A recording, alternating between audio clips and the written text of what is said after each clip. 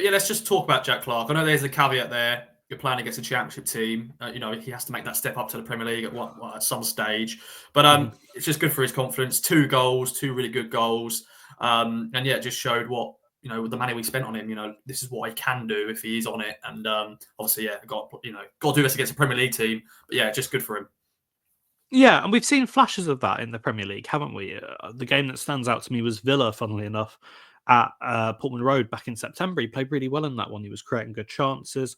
And I'm not 100% sure where that confidence went, whether it was a lack of game time, because obviously Town had good options on the left. We've seen Smodix play the bulk of the minutes in that area, whether it was just a couple of frustrating performances, not being able to take his opportunities when they've come.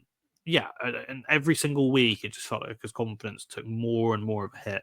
And I'm a believer that confidence is one of, if not the biggest things in football, because whatever your level is in football, if you're confident, you can play like a Champions League winner. And if you're struggling, you'll look out of place in League Two or the National League. And we've definitely seen that with Jack Clarke, where when he's on it, he's a level above what you see even sometimes in the Premier League. But when he's struggling, you have his moment against Man City where he passes it to one of their players and they go and score.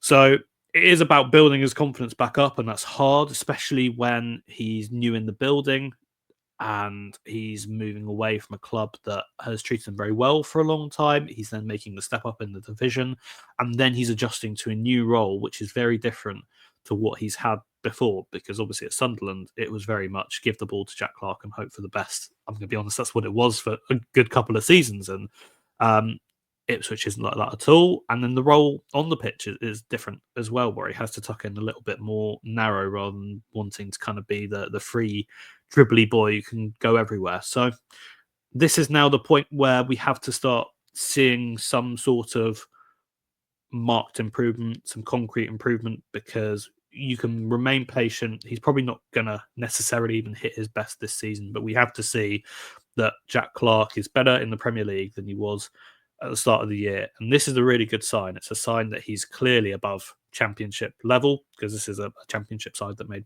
4 changes. He looked a class apart. 2 goals, gets the assist, which again we can talk about in a second. But overall, an excellent performance, and I just hope it does him the world of good. If there's one player in that team that you looked at saying who would it do the best for having a couple of goals and an assist, it would have to be Jack Clarke. And you could see how much it meant to him at the end. I think he was a bit sheepish when he got pushed forward at the start to do his celebration after the game. But when he got going and he saw the support from the away end, which he really needed, let's be honest, because it has been hard for him. Yeah, that was a special moment, and I'm just delighted for him.